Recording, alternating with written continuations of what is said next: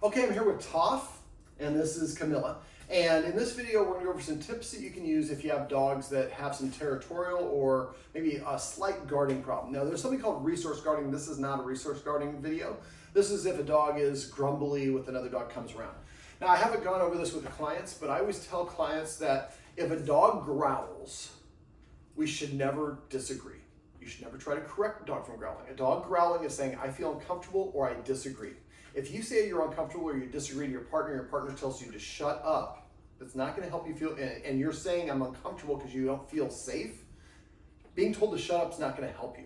When your dog is reactive or doesn't like something, the only appropriate thing to do is just increase the distance. When your dog lunges, it's trying to get the other thing to move away, i.e. have more distance. So you want to move that away. So what we're going to do here is we're going to create a situation where we're going to reward Toph here from Camilla approaching.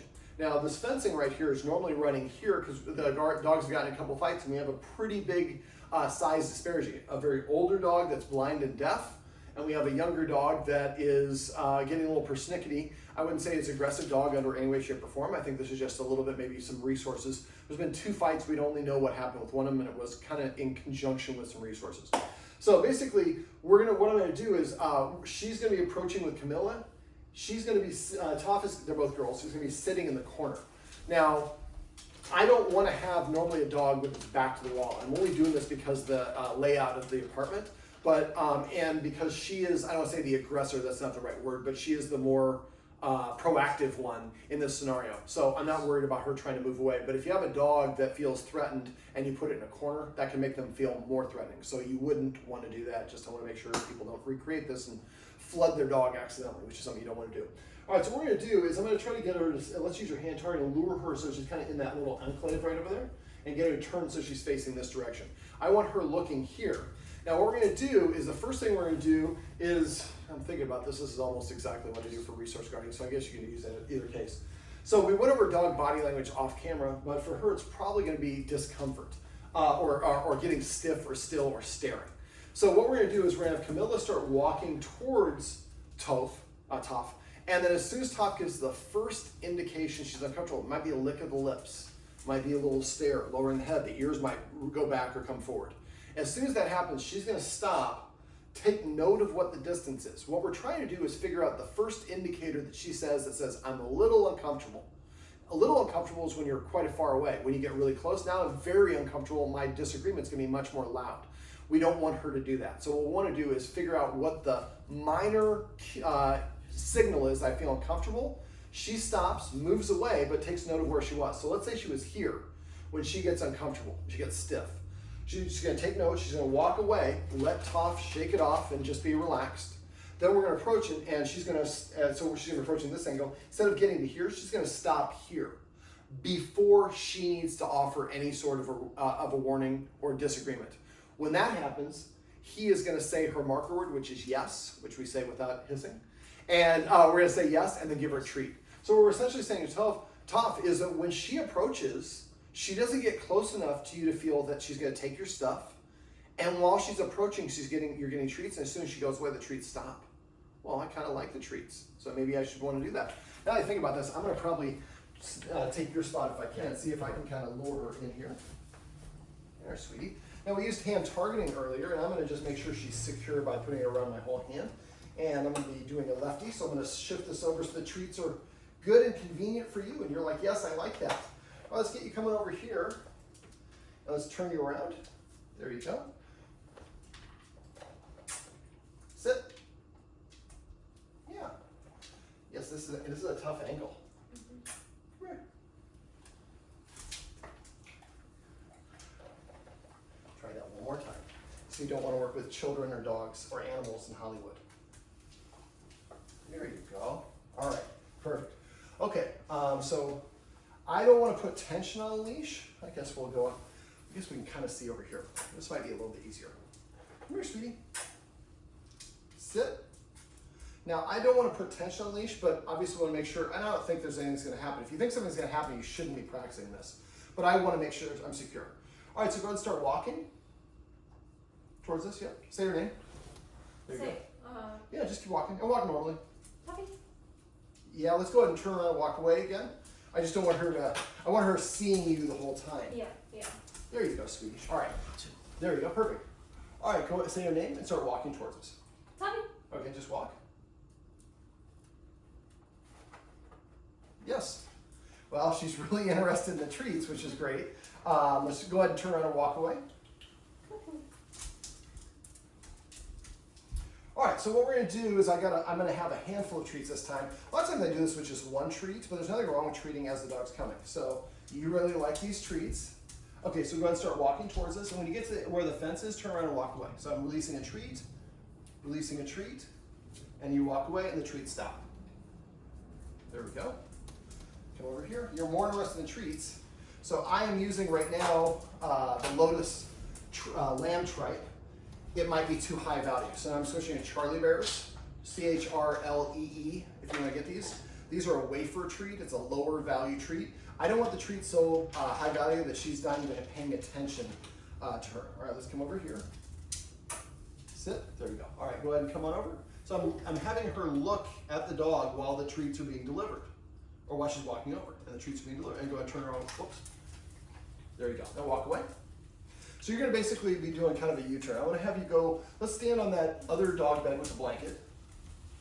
And you're gonna walk to where that edge is, and you're just gonna turn around and walk back. And you're just gonna keep on as a loop, going back and forth. Yep. Let me get her turned around first. All right, go ahead and start walking.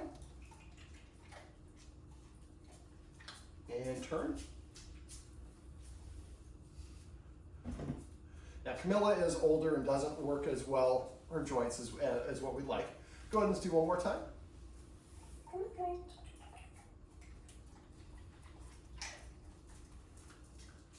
And turn around and walk away. So all we're just basically doing is saying is when Camilla is approaching, you're getting treats. When Camilla walks away, the treats go away. Now we talked off camera about dog body language. If she gives any indication she's uncomfortable, now she's a pitty.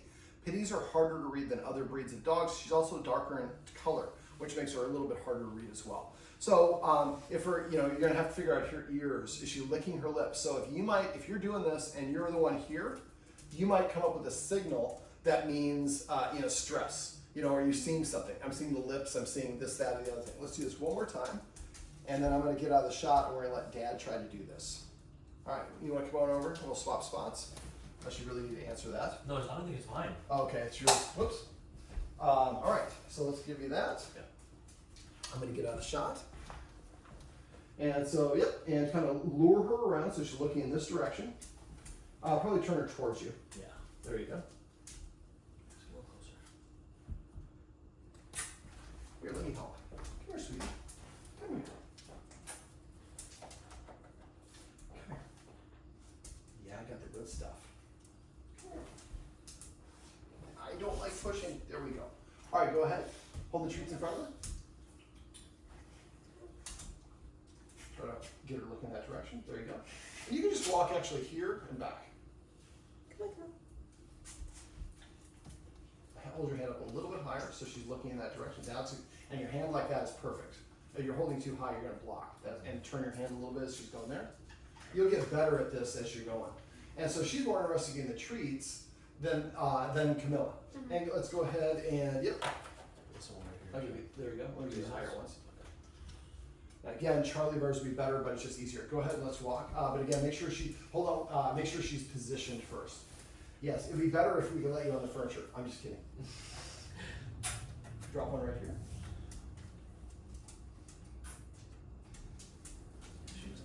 And all right. Well, I think that you understand what we're trying to go for here, but I'm going to show you how we can fix this problem. Can I have the leash? Yeah. Those treats.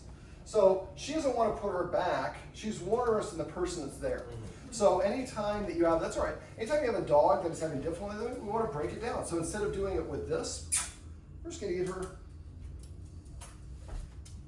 Yes. And let's repeat that. All right. Position. Yes. Come here. Position. No, that's not a very good one. Let's get your backside in here. Come here. I'm trying not to block the camera. You see that squirtiness is her way of saying I don't feel comfortable. Yes. So all we want to do is just get her practice independent of this, and without the gait here, probably be a little bit easier. just so she comes over here, and we're getting her used to coming over here in the corner. Sit, yes. And eventually you'll be able to get her snaked in there because she's comfortable. This is the game, the position game. Just come over here and sit my back here, and then she's turning around. But right now we're trying to do two things at once, which is making it harder. Now, some other things that we can do. Normally this fencing is up. If you're in here with her and Camilla starts walking up, same thing, just start offering treats. What we want to do is, again, the association is when Camilla's approaching, I get treats. And you can see she's not at all treat motivated. It's going to be really hard. I'm just kidding. She's very treat motivated. And we also talked about lick mats. A lick mat is a great way for a dog to release the feel-good endorphins, serotonin and oxytocin into the brain. These are the referred to as feel-good hormones that women get when they breastfeed their children. Sit. Now, I ask a dog to sit as a test. If I ask to sit once and they sit, then I know they're pretty comfortable sitting. If she won't sit, and I know she knows how to, that might mean that Camilla's too close. There's other things that are going on. Also, you can't hear it now, but we're near the airport. I heard some beeping just a minute ago. If there's your neighbors crying, they're doing construction, there's a weed eater, we filter those things, a loud plane overhead. We filter that stuff out. That can make your dog more anxious. So if there's a plane overhead right now, wait. When the plane passes, then you would go back to doing that. We want to, this can be hard enough, we don't need to be adding to it. So the other thing is we put a lick mat down, maybe here. We'd like to ideally have her laying down, looking in this direction, looking in her direction. Licking releases those feel-good endorphins. Chewing does as well, but chewing something like a bully stick or a collagen stick from our friends over at Barkworthy's would be a little bit high value, and that might cause more of a guarding behavior, which we don't want to do. The other thing we like doing is I call doing communal things together. So if I have dogs that don't get along, I like to walk them together. I think I talked to you about this on the phone. The guardian was already doing that. So we're building in. A lot of times when there's a fight, we separate the dogs because of the fight, and the last thing they remember is the fight, because that's the last memory that we have. So we want to build in positive associations. But since there might be a guarding issue, we don't want to use food or high-value chew items. A lick mat that has suction cups, we can put it here, she can't take it away. So she can't take it over there and then growl at Camilla and try to get Camilla's lick mat. And Camilla doesn't have to participate. She probably would enjoy it. So you get another lick mat over there. So you keep Camilla in one particular location for her to practice. Now the exercise we started off showing in this video, we was trying to approach this angle, and then we had some difficulties. We probably need to do this, what I just showed, the position thing first. I'm gonna do it. Sit. With that hand targeting, see how that comes in handy. So get her used to that. Now we could have her walking straight towards, but I mentioned front facing is confrontational. So maybe you just do a T approach. You're walking towards your cabinet and back to your wall there, and she's watching these treats. Hey, let's not chew on the leash. Yeah, I'm not gonna do that. I'm just use this to distract you. Otherwise I would be rewarding you for chewing on the leash. So she's watching you go, and you could be treating the whole time, but after a while it's like she watches you go there, then I get a treat, watches you, and then as you go away, I don't get a treat. And so eventually it's like walk towards, and I look at you, get a treat. Now there's something else we do called the engage-disengage game. The engage-disengage game, and I'm gonna have you just go ahead and just walk to your cabinet back and forth. So if I'm the dog, engage would be yes, and then I turn and get the treat. Yes. So we're marking for the dog looking at Camilla, looking at the guardian. But eventually, after enough repetition, what's gonna happen is the dog's gonna look and look away, anticipating that treat. Then we're gonna say the yes for looking away. So at first it's yes, and then I get the treat. After a while it's yes for looking away. Now, for her, I don't think the disengage part is that important because she's a very older dog and she doesn't move around a lot. I just want every time, so if you're just hanging out and she looks over at Camilla, yes, give her a little pet. If you have a treat, yes, give her a pet. So if she looks at Camilla and looks away, yes, and give her a treat. Anytime she has an interaction with Camilla, and we don't think about it, I just looked at the dog. Yeah, but I looked at the dog, sit. Yes. And then something good happened to me when I was doing it. Now again, when you're doing this, make sure you're watching. So I'm holding my one treat here, I have my hand like this. I can get her looking wherever I want. And so I want to get good at having her look directly at Camilla while I'm delivering those treats, so we can create that positive emotional response. I would probably continue to doing what you're doing right now with the barricade, and then when there are times, hey, let's not do that, sit. Wait, we haven't talked about the positive director, we'll do that off camera. Thank you. And when we have time, then we might do some other things. Hey, You just really like that leash, huh? But if we have time where we can have them together and it's nice down tempo and they're both nice and relaxed, great. So what you might do is have, hey, yeah, you're gonna chew yourself free. She's like, yeah, that's my whole strategy. But the idea is we don't want to have, we want to try to do everything we can to prevent any sort of scenario where she's going to be guarding. So if she's got a bone or something like that, make sure Camilla has a bone or something over there. Now, I don't know how protective, and when she's biting this, I think she's just trying to get free. I want to move where I want to move. So if that's the case, you might need to get like a chain leash. As long as you're not wrapping around the dog's body, that'll prevent that because I don't want this to become a behavior pattern. But we would like to, if there are times when they're nice and relaxed, it'd be nice if maybe you're here with her and maybe you're on the floor over there, and if you got that nice piece of carpet, now you're lying on the floor. We're kind of laying together, we're practicing being together without the ability to get into any fights. Let's come over here. All right, let's do that one more time. Come here. Yes. All right, well, sit. Now, why am I blanking on names? Toph. This is Toph, and that is Camilla. And these are some tips and tricks you can use if you have a dog that has started to have a bad association with the other dog.